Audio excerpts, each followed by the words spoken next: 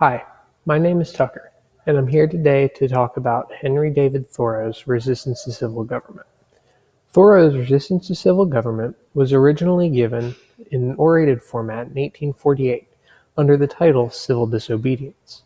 It was then published in 1849 as an essay with the title Resistance to Civil Government.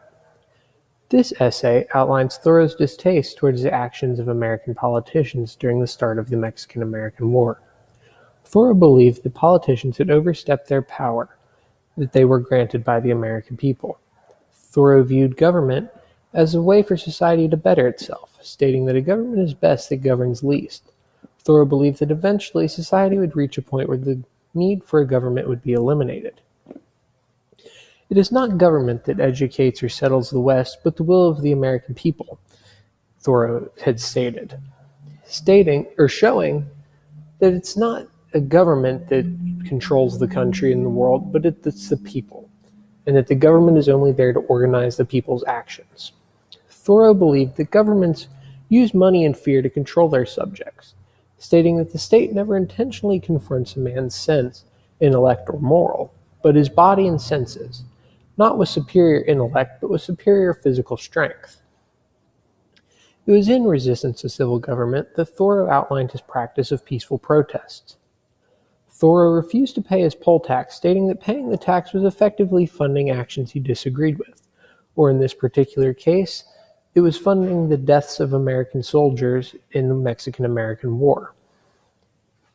Peaceful protests have been used throughout recent history to change civil injustices. In America, Martin Luther King Jr. used the practice of peaceful protest to help gain equal rights for the African-American people. Thoreau believed that violence would only cause more violence. Thoreau believed that voting was not enough for the minority to voice its opinion.